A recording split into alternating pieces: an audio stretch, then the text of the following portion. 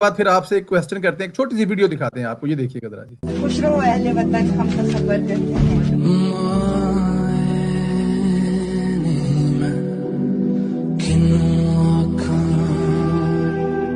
अभी आंखें खोले, देखिए अबू जान आए हैं। आपको पता है ना मैं कौन हूँ? बाबूजी हूँ ना।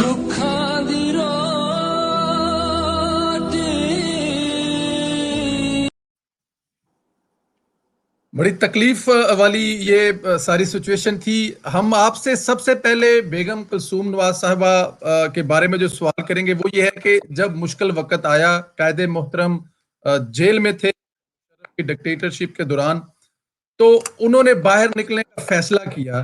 आप उस पूरे सफर में उनके साथ हरावल दस्ते में, मतलब सबसे आगे वाले दस्ते में आप उनके साथ थे, क्या सूरत हाल थी उस वक्त? ये एक बड़ी इंटरनेशनल साजिश थी जिसकी बिना पे मुल्क अंधेरों की तरफ डूब गया, मुल्क में जमहूरियत डेमोक्रेसी का खात्मा हो गया, मुल्क में मार्शल लॉ मुसल्लत हो गया। तो ये एक साजिश थी कि परवेज़ मुशर्रफ को लाना था और ये अफ़गानिस्तान की वादियों को लहू लुहान करना था, पाकिस्तान पर अमेरिकन आर्मी को मुसल्लत करना था। और ये एक सूरत हाल थी जो एक साजिश के तहत मुशर्रफ को लाया गया। तो उस वक्त मियाँ नवाज शरीफ, मुल्क बड़ा कामयाबियों की तरह दवा था, ये सनत के पहिए चल रहे थे, मुल्क में समझ लें खुशहालियाँ आ रही थी, महंगाइयाँ कम हो रही थी, मुल्क तरक्की की तरफ जा रहा था। तो ये अमेरिका, ये इस तरह की जो इंटरनेशनल अदारे हैं जो पाकिस्तान के अज़ली दुश्मन है, उन्हें ये सूरत किसी सूरत पसंद नहीं थी। तो वो इस तरह के लोगों को फिर मुल्क में तलाश करते हैं। तो उन्होंने परवेज़ मुशर्रफ के कंधे पे हाथ रखा और मुशर्रफ को ले आए। नवाज शरीफ को अटक किला में डाल दिया गया। और मुझे ये भी एक एजाज़ हासिल है कि जब बेगम कुलसूम नवाज साहिबा को लाहौर हाई कोर्ट की तरफ से आधे घंटे की मुलाकात के लिए मियाँ नवाज शरीफ साहब से अटक किला में इजाज़त मिली, तो पहले दिन बेगम साहिबा जब अटक किला में गई तो मैं अटक किला के अंदर बेगम साहिबा के साथ गया था और मुझे अटक किला के अंदर मियाँ नवाज शरीफ साहब से हाथ मिलाने का एजाज़ भी मेरे पास है। अरे ये भी मेरे लिए कारकुनी के लिए फख्र की बात है। और दूसरे नंबर पे पाकिस्तान की तारीख में तीन खवातीन में तीन किरदार बड़े रोशन बाब हैं। मोहतरमा फातिमा जना, उनका तो कोई सानी हो ही नहीं सकता। कैद आज़म मोहम्मद अली जना की बहन, जिनकी कुर्बानियाँ और जिनकी वजह से आज हम आज़ादियों के सांस ले रहे हैं, अनमोल तोहफा कुदरत का मोहतरमा फातिमा जना, जिन्होंने पाकिस्तान की आज़ादियों के लिए शादी तक ना की, भाई के मिशन को की तकमील के लिए अपना सब कुछ कुर्बान किया। तो उनके बारे में तो ज़बान छोटी और उनकी अजमतें बड़ी हैं। उसके बाद बेनज़ीर साहिबा का दौर आता है। उन्होंने भी जमहूरियत के लिए और अवाम के लिए और मार्शल लॉ के खिलाफ जद्दोजहद में उनका भी एक तरीक़ी किरदार है, उसे भी नज़रअंदाज नहीं किया जा सकता। लेकिन ये बदकिस्मती है कि आसिफ जरदारी जैसे लोग आज उनकी जमात पर विराजमान हो गए और वो जमात जो ये कौमी जमात थी आज सूबों में तक महदूद होगी। तो फिर जिनके बारे में आपने बात की, बेगम कुलसूम नवाज साहिबा, मैं उन्हें मादरे जमहूरियत कहता हूँ।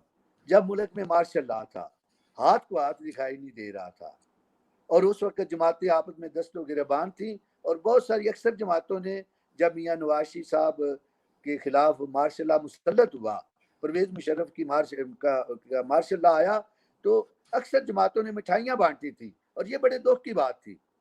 लेकिन मियाँ नवाज शरीफ साहब अटक किले चले गए, उनकी सारा खानदान जेलों में चला गया।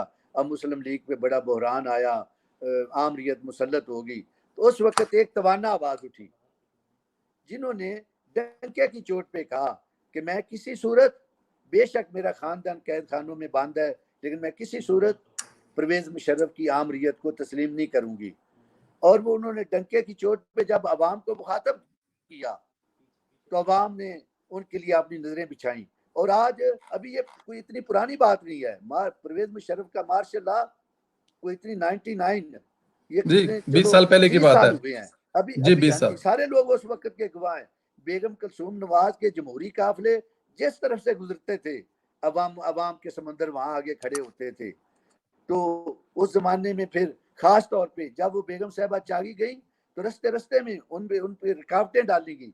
चागी पाकिस्तान की एटमी वो पहाड़ जहाँ पे पाकिस्तान ने एटमी धमाके किए थे, और इसका सेहरा मियां नवाज शरीफ के साथ है कि जब इंडिया ने 5 एटमी धमाके किए तो मियां मोहम्मद नवाज शरीफ ने उनके जवाब में 6 एटमी धमाके करके पाकिस्तान को सुरखरू कर दिया, और चागी का वो जो स्याह पहाड़ वो जो सफेद हुआ था।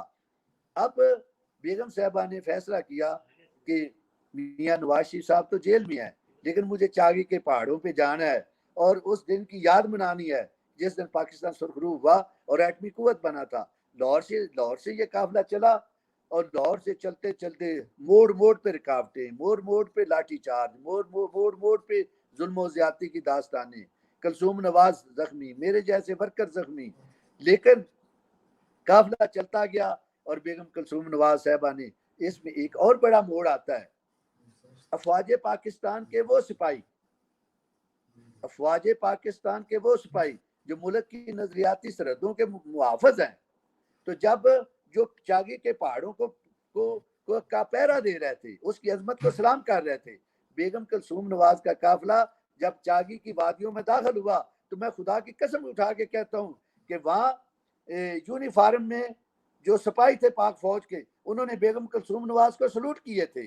जिंदाबाद। इस बात का एतराफ है, ये पाकिस्तान की आर्मी के सिपाहियों का और बहादुर सिपाहियों का कलसूम नवाज को सलूट करना इस बात का सबूत था कि पाकिस्तान की अफवाज पाकिस्तान सिपाही जो हैं मियां नवाज शरीफ से मोहब्बत करते हैं, बेगम कलसूम से मोहब्बत करते हैं, और बेगम कलसूम नवाज की उस जद्दोजहद को सलूट करते हैं। और नवाज शरीफ ने जो एटमी धमाके करके पाकिस्तान को सुरखरू किया था, उस अजमत का एतराफ करते हैं। और वो 12 उसके बाद एक और बड़ा मुश्किल मरला आया। हमने पिंड दादन खान जाना था, बेगम साहबा का वहां प्रोग्राम था। अब पुलिस ने चारों सिमतों से मॉडल टाउन को घेरा हुआ था कि हम किसी सूरत बेगम कलसूम नवाज को बाहर नहीं जाने देंगे, लेकिन वो एक बहादुर खातून थी, उन्होंने बिल्कुल गाड़ी अपनी बाहर निकाली, उनके पीछे मेरी गाड़ी भी थी, आगे जो रुकावटें थी उन्होंने उनसे क्रॉस किया और बेगम साहबा की गाड़ी जेल रोड पे आ गई। ये एफसी कॉलेज के पुल पे पुलिस ने आके उसे घेर लिया। अब वो चाहते थे कि बेगम साहबा या वापस जाएं, लेकिन बेगम साहबा का एक ही था कि नहीं, मुझे जाना है, मेरा वहां प्रोग्राम है। अब दुनिया ने इंटरनेशनल सतह पे जमाने ने एक तमाशा देखा, एक क्रेन मंगवाई गई और वहां क्रेन के जंजीरों के साथ बेगम कलसूम नवाज की गाड़ी को बांधा गया और उठाया गया, और अब जेल रोड से GOR तक ये 3-4 किलोमीटर का फासला ऐसे गाड़ी उठाई हुई है। लेकिन काश उस जमाने में ये मीडिया होता, ये टेलीविजन होते, ये अदारे होते, ये प्रेस होता तो पता चलता, लेकिन उस जमाने में तो टीवी थे नहीं। तो वो क्रेन से गाड़ी उठाई हुई थी और वो GOR पहुंची। लेकिन एक वर्कर की हैसियत से ये मेरे लिए फख्र की बात है कि यहाँ से लेकर GOR तक वहाँ मुस्लिम लीग का एक वर्कर आरिफ संदीला वहाँ मौजूद था, या फिर उस जमाने का प्रेस मौजूद था, साफी मौजूद थे। और उस जमाने के साफी इस बात की गवाही देंगे कि बेगम कलसूम नवाज का गाड़ी में जो जब बैठी थी उनका मेरे साथ राब्ता था, और मैं ही उनकी सारी बातें प्रेस वालों को बता रहा था। और ये लम्हा मेरे लिए बड़ा एजाज और फख्र की बात है कि बेगम साहबा मुझे जो कुछ बताती थी, मैं वो पाकिस्तान की आवाम को और मीडिया को बता रहा था, और अगले दिन सारा कुछ वही छपा था। बिल्कुल, बहुत बड़ी तहरीक है जी। आपने चागी तक सफर किया, फिर ये 2 साल का 2.5 साल का जो अरसा था आपने बेगम साहबा के हमेशा। अच्छा, एक ये सवाल ये बताएं आप। एक छोटा सा मैं हवाला और दे दूं। जी जी जी जी। जब मियां नवाज शरीफ साहब कराची जेल में बंद थे, तो हम मियां साहब की मुलाकात के लिए कराची गए। तो वहाँ पे इकबाल रात साहब वहाँ मियां नवाज शरीफ साहब के वकील थे। हम को 2-2:30 बजे बेगम साहबा, मैं और चंद दूसरे जो कारकुन थे, हम इकबाल रात को मिल के आए। तो अभी हम कराची में थे तो इतला मिली कि इकबाल रात का कत्ल हो गया है। कुछ लोग आए हैं और उन्होंने इकबाल रात जो मियां नवाज शरीफ साहब के वकील हैं उनका मर्डर कर दिया है। बेगम साहबा ने ये अच्छा एक इत्तेफाक समझे कि इकबाल रात प्रैक्टिस तो कराची में करते थे, लेकिन उनका आबाई शहर जो था, आबाई जिला जो था वो जिला शेखपुरा था और ननकाना साहब के पास एक गांव है, वहां के वो रहने वाले थे। अब बेगम साहबा को उन्हें दफन तो कराची में किया गया, लेकिन बेगम साहबा को वहां जाने की इजाजत नहीं थी। अब फैसला ये हुआ कि बेगम उनकी जो इकबाल राज साहब की बेगम है, उनके जो माँ बाप हैं, उनके जो बच्ची हैं, हम उनके पास जाएंगे उनके गांव में। तो बेगम साहबा ने एक फैसला किया कि हम शेखपुरा जाएंगे और इकबाल राज के घर जाएंगे। अब तय ये करना था कि शेखपुरा में उस जमाने में जब परवेज मुशर्रफ का मार्शल लॉ अपने पूरे जोबन पे सवा नेज़े पे था, बेगम कुलसूम नवाज के लिए शेखपुरा में अपने घर का दरवाजा कौन खोलता है? तो उस वक्त के जो शेखपुरा में जिन लोगों की रहायशें थी उन्होंने अपने दरवाजे बंद कर दिए। कैप्टन सफदर ने मुझसे कहा कि संजीला साहब अब क्या करना है? मैंने कहा मैं आपका भाई हूँ, मैं मियां नवाज शरीफ का साथी हूँ, मैं मुस्लिम लीगी वर्कर हूँ, मेरा घर हाजिर है। तो अब जब अखबारों में आ गया कि फलां तारीख को बेगम कुलसूम नवाज साहबा पहले शेखपुरा में आरम संजीला के घर आएंगी और उसके बाद हम इकबाल रात के घर ननकाना साहब में जाएंगे। उस जमाने में ननकाना साहब शेखपुरा की तहसील थी।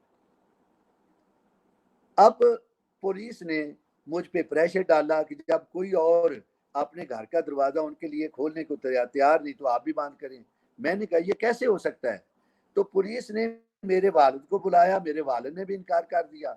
अब पुलिस ने उस जमाने की पुलिस ने एक और हरबा इस्तेमाल किया। इन्होंने मेरे उम्र सीधा बाप को, जो बेचारे बीमार भी थे, इन्होंने उन्हें ट्रैक्टर चोरी के केस में पुलिस ने शेखपुरा हमारे गांव में रेड किया। मेरे वालिद को, जबकि हमारे ट्रैक्टर जाती थे, मेरे वालिद को ट्रैक्टर चोरी के केस में झूठा मुकदमा बनाकर फरूखाबाद सदर थाने के हवालात में रखा गया और मुझसे कहा कि अगर तुम सुबह ऐलान करो कि बेगम कुलसूम नवाज मेरे घर में ना आए तो फिर तो हम आपके बाप को अभी छोड़ देते हैं, वरना ट्रैक्टर चोरी के मुकदमे में आपका बाप जेलों में रहेगा। तो मेरे बाप ने मैसेज मुझे पैगाम भिजवाया कि चाहे जो कुछ मर्जी हो जाए, हमने पीछे नहीं हटना, ना हमने अपना दरवाजा बंद करना है। तो ये मेरे लिए फख्र की बात है, जब बेगम कुलसूम साहबा शेखपुरा आई या जब हम इकबाल रात के घर फातिहा पढ़ने के लिए गए तो मेरा बाप उस वक्त ट्रैक्टर चोरी के केस में फरूखाबाद सदर थाने के हवालात में बंद था। बिल्कुल सही, बिल्कुल सही। बड़ी तारीख है जी, इसमें कोई शक नहीं है। सियासी कारकुनों को जितनी तकलीफें उठानी पड़